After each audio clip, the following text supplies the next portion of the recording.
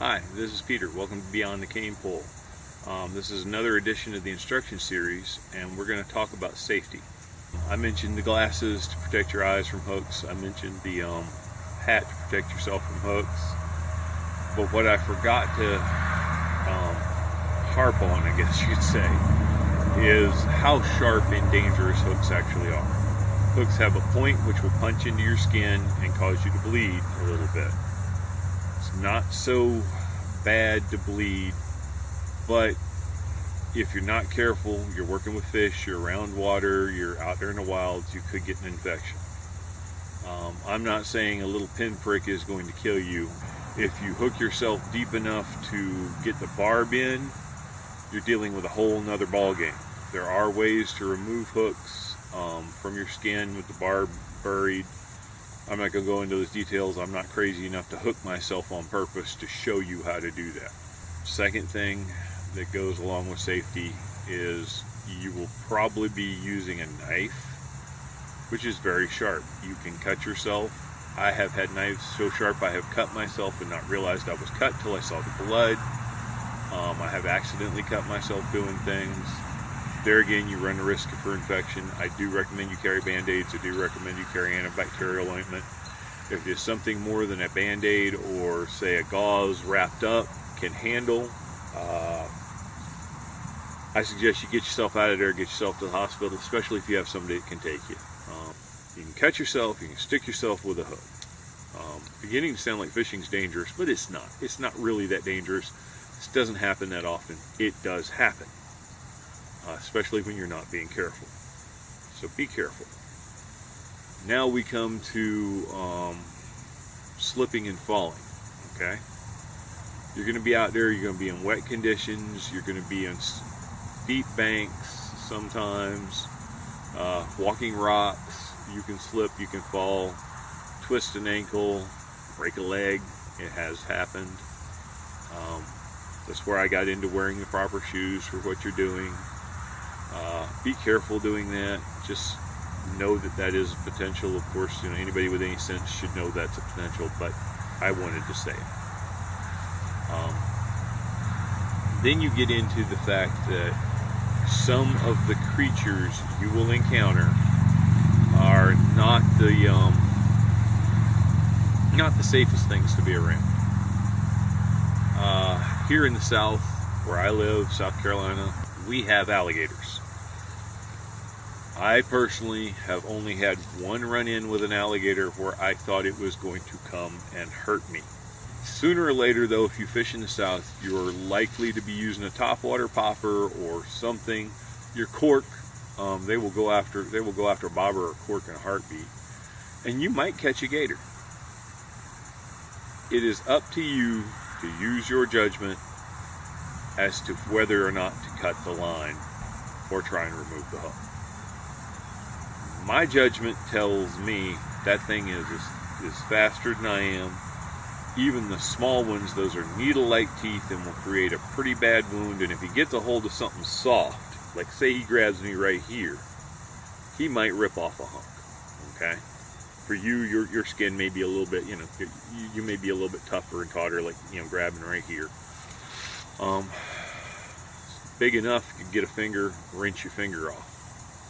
Big enough, arm, leg, stuff like that. But just don't mess with them. Get them as close as you can. Cut the line. Now, if you're using the proper hooks, and we'll go over that with tackle eventually, it will rust out, no problem. They'll be able to throw it, no problem. Same thing with turtles. Turtles can bite you. Turtles will hurt. Big enough turtle will draw blood or take a hump.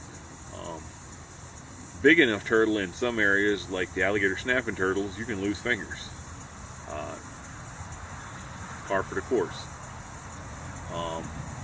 Then you have things like water moccasins, rattlesnakes, copperheads. Those are the big three that you run into in our area, depending on where you are and what you're doing. And I have run into each one of these walking the trail to go fishing or even at fishing spots.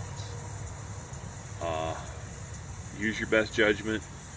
Back out of the situation if you notice a snake. I don't care what snake it is. Usually they're more scared of you than you are of them. Something a whole lot of people don't think of is a mosquito. Mosquitoes are dangerous. Not because they'll bite you and suck your blood, but these days you have to worry about West Nile and other things like that with mosquito bites. Wear insect repellent. Plants, okay?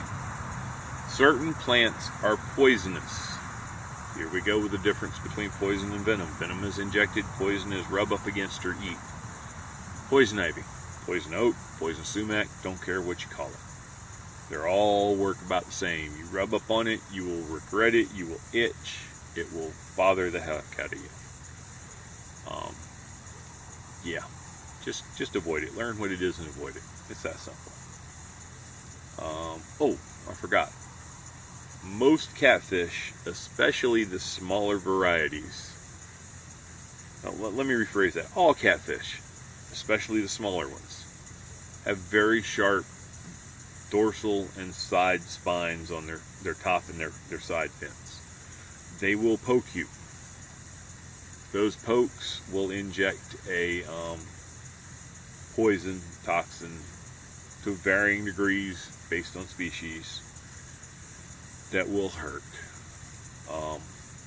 As well, that spine can break off. My grandnephew had to have about 1.5 inches of a saltwater catfish spine removed from his leg, I believe. It had actually punched into the bone and broke off. Just be careful. Be careful around those fish. Then we come into fish with teeth. There are freshwater species such as chain pickerel, muskie, walleye, just to name a few, that have sharp teeth. They will cut you, they will punch you, they will make you bleed if you lift them like a bass. You cannot lift every fish out there like you can a bass. Sometimes you have to grab them around their body, which leads us to fish spines. Most all fish have sharp spines in their fins. Not every one of them. There are a few that are soft, but most all fish have sharp spines. With the exception of some saltwater species in the catfish, I don't know of any that are poisonous. They will make you kind of regret life a little bit, especially if it gets infected or they break off in you, which they can do. I think that about covers it. If you think anything I missed, please leave it in the comments. If you have any questions, please leave them in the comments. I will try and read all the comments. I may not reply to everyone. A lot depends on how many comments I get. I might even do a video reply to some of them, and if I realize I've forgotten anything, there might be a part 2 of some of these videos. Thank you for watching. Hope you enjoyed it.